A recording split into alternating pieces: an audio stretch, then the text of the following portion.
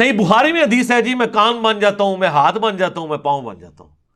پوری تصوف اس کے اوپر کھڑی ہوئی ہے، اور وہ اس لیے کہ یہ بھی آدھی حدیث پیش کرتے ہیں، پوری تو ان کی موت ہے. یہ صحیح بخاری میں حدیث ہے، نبی علیہ السلام نے فرمایا، حدیث قدسی ہے کہ اللہ تعالیٰ فرماتا ہے جس نے میرے ولی کے ساتھ دشمنی کی میرا اس کے خلاف اعلان جنگ ہے. اب ولی سے آپ کو انڈیا پاکستان کے ولی نہیں، یہ ولی اللہ کی بات ہو رہی ہے، جو اللہ کی عبادت کرتے تھے. جو اپنی عبادت کرواتے ہیں نا وہ اللہ کے ولی نہیں ہیں، ان سے اعلان جنگ ہے میرا. صحابہ اہل بیت ان کے پیٹرن پہ چلنے والے وہ امام جنہوں نے ان کی تعلیمات ہم تک پہنچائی، اعلان جنگ ہے. اور میرا بندہ میرا قرب کسی چیز سے حاصل نہیں کر سکتا جو فرائض میں پابندی سے حاصل کرتا ہے. پہلی چیز فرض ہے، پھر نوافل کے ذریعے میرا اتنا قرب حاصل کرتا ہے کہ میں اس کے کان بن جاتا ہوں جس سے وہ سنتا ہے، میں اس کے ہاتھ بن جاتا ہوں جس سے وہ پکڑتا ہے، میں اس کی آنکھیں بن جاتا ہوں جس سے وہ دیکھتا ہے، میں اس کے پاؤں بن جاتا ہوں جس سے وہ چلتا ہے.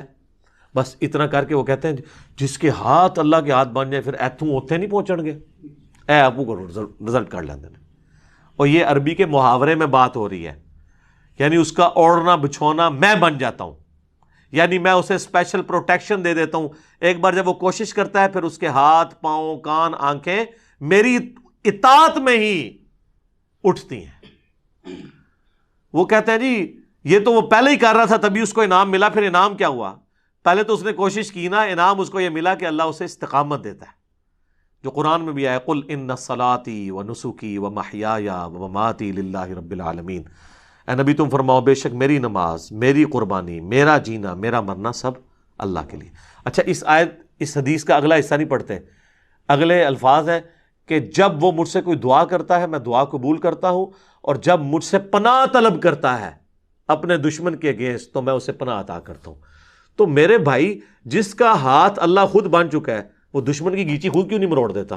اللہ سے کیوں مانگ رہا ہے؟ اس لیے کہ کوئی نہیں ایسے کر سکتا، اللہ ہی سے مانگنا ہے. ورنہ وہ کہتے ہیں ہاتھ بن گیا پاؤں بن گیا تو اب وہ جو مرضی کرے. اور ویسے آپ کو شرم نہیں آتی کہ اللہ کا پاؤں کوئی بنے گا؟ اس کا فزیکل معنی آپ لیں گے کہ اللہ کسی بزرگ کا پاؤں ہے تو پھر آپ پہ 295C لگے گی. آپ اس پیغمبر کی بھی توہین کریں گے اور اللہ کی بھی. تو یہ بات ہو رہی ہے محاورتاً، اور آگے الفاظ حدیث کی اس کی حفاظت کر رہے ہیں. لہٰذا یہاں سے دھوکہ دینا بند کریں. اور اس کو سپورٹیو حدیث ہے بخاری مسلم دونوں میں. اما عائشہ کہتی ہیں جب بادل نظر آتے نا اور آندھی چلتی تو ہم لوگ خوش ہوتے کہ بارش آئے گی، اور حضور صلی اللہ علیہ وسلم کے مبارک چہرے پر پریشانی کے آثار آ جاتے ہیں. تو میں کہتی اللہ کے نبی لوگ تو خوش ہو رہے ہیں بارش آئے گی اور آپ پریشان ہو رہے ہیں. تو آپ فرمایا کرتے اے عائشہ مجھے کیا پتا کہ ان بادلوں سے آگ برسے گی یا بارش کا پانی. تو کسی نے نہیں کہا یا رسول اللہ آپ کو نہیں پتا بارش کا پانی برستا ہے.